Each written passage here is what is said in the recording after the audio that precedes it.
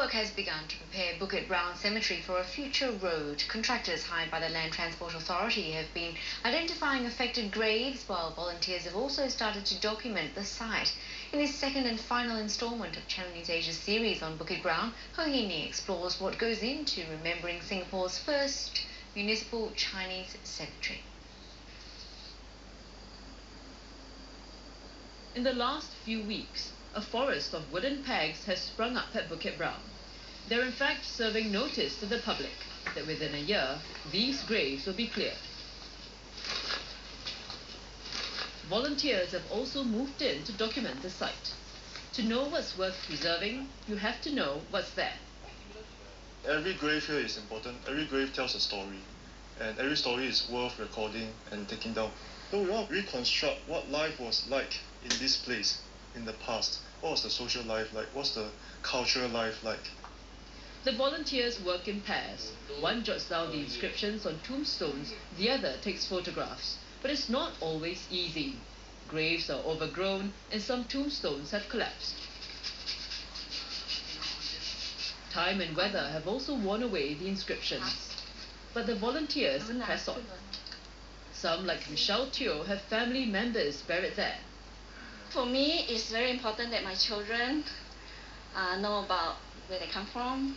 So I think by being involved, hopefully they'll get interested about, their great-great-great-grandfather. You can tell a lot about a person's life from his tombstone. Now, these words here tell us that a man surnamed Wang is buried here, and he was from Haichen in China's Fujian province. Now, these words are the names of his sons, his daughters, and his grandchildren. And we know that he died in about 1934. Now, the date is given as 23 years after the 1911 Republican Revolution. Now, this could suggest his political allegiance or simply reflect the custom at the time. This man, Tan Buliat, the great-grandson of Tan Tock Seng, took his support of the Kuomintang to the grave. And here, English inscriptions reflect an educated background.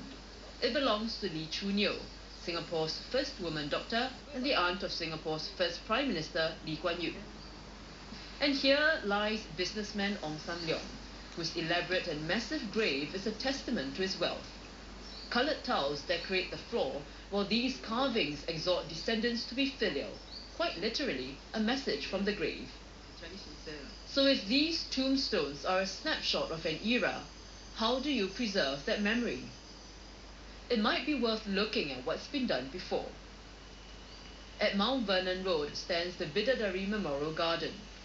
Here you can find the tombstones of 21 prominent Christians, Hindus and Muslims, like Dr. Lim Boon Keng, Sir David James Galloway and Haji Abdul Rahim Kadrai. The remains have been cremated, but the tombstones remind visitors there was once a cemetery here. But some say a cemetery needs to be appreciated in its context, and want Bukit Brown to be gazetted as a heritage park. When you come to this place, it's 4D. You get to see it, you get to feel it, you get to smell it, and you get to have a sense of the time. Time is the fourth dimension. Time is also pressing on Dr. Hui and his team. They have to document several thousand plots before the list of affected graves are made public in March.